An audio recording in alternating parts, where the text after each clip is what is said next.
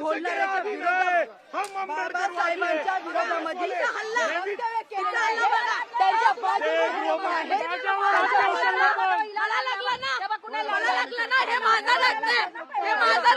माझी बांगडी फुटली आणि बीजेपीच्या कार्यकर्त्यांनी माझ्यावर हमला केला, माझ्यावर हात उचलण्यात आला, काँग्रेस पार्टीवर हमला केला.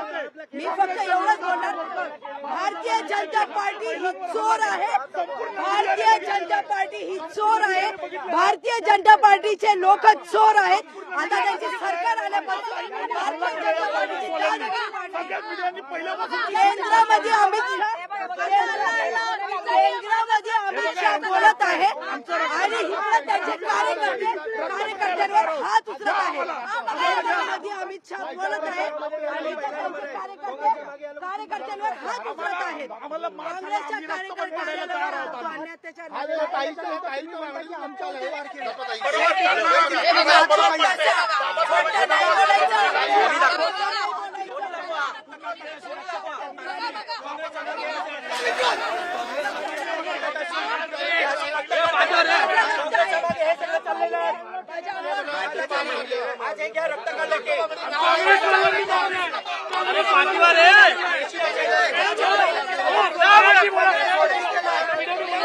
पाहिलेलं आहे.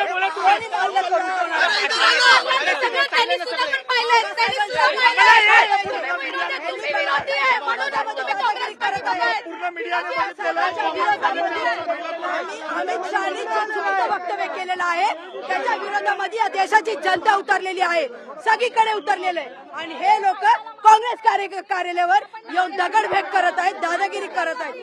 पोलिसांनी कोणाला मारलं?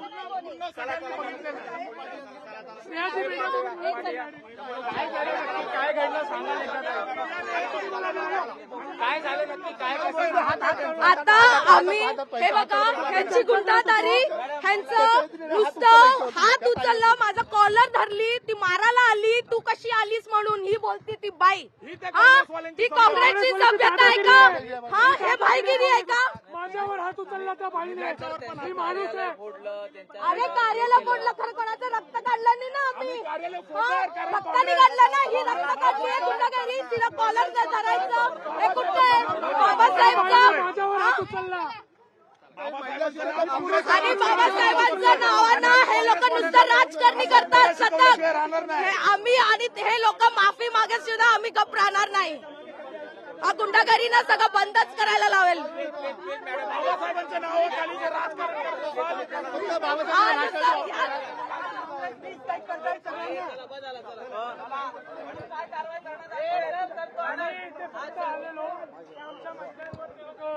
बाचाबाची करत होत्या त्या दोन महिला काँग्रेसच्या.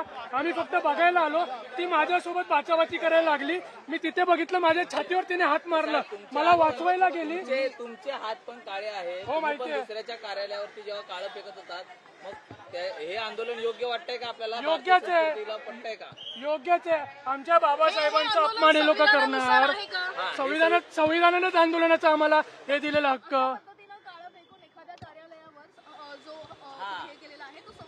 संविधानाच्या अनुसारच आहे. आमच्या बाबासाहेबांवर जर तुम्ही अपमान कराल आणि खोटे व्हिडिओ क्रॉप करून टाकाल तर आम्ही काय बघत बसणार का? आमच्या बाबासाहेबांवर कोण पण बोलेल, कशा पण पद्धतीने कसा पण व्हिडिओ टाकेल, आम्ही ऐकून घेणार नाही आणि हे पण करणार नाही.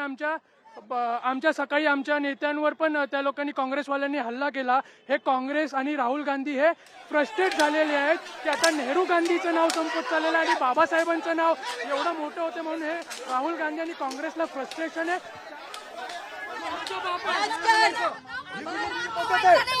तुला मारू